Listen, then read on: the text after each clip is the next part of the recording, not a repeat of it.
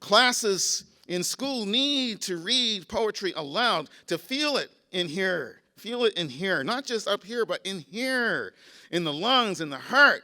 That's where it has to go if it's going to live. And this is also leads me to emphasize the importance of memorization. Memorization, for crying out loud. I know, simple stuff. But memorization puts the poem inside you, keeps it there. For whenever you need it, whenever you want it, it's there. Boom, just like that, it comes out and you're ready. To address whatever it is that you feel like addressing. If it's a performance, fine. If not, fine. But it's there. And this is for the same reasons that it's important to remember for some of us lines of Scripture because they bring comfort, because they suggest a transcendence of ordinary reality. And again, poetry is related to the chant. It's related to song. It's related to magic, for crying out loud. It's related to the attempt to reach the divine or the divines, et cetera, et cetera. And so we have to ask ourselves and our students to read the poem aloud. One quick anecdote about this. I was in graduate school.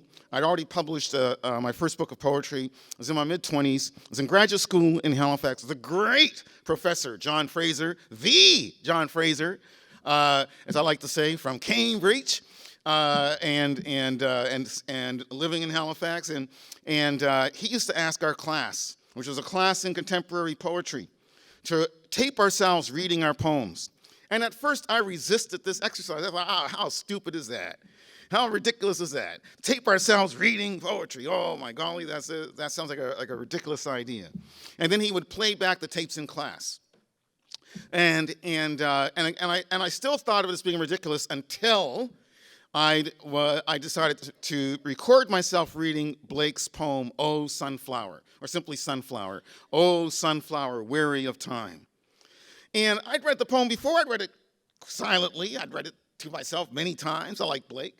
But when I recorded myself reading it, Blake lived.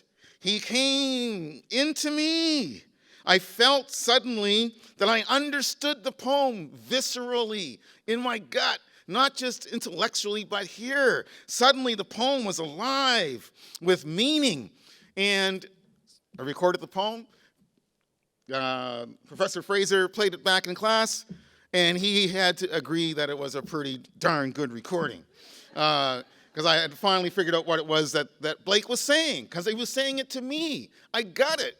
But I got it. It wasn't an intellectual discovery. It was an emotive discovery, because poetry is both. And I think to sum up this point, and I'm going to read a few poems, to sum up this point, emotion is central to poetry, no matter how intellectual it is. And we Canadians, we love to be intellectual about poetry.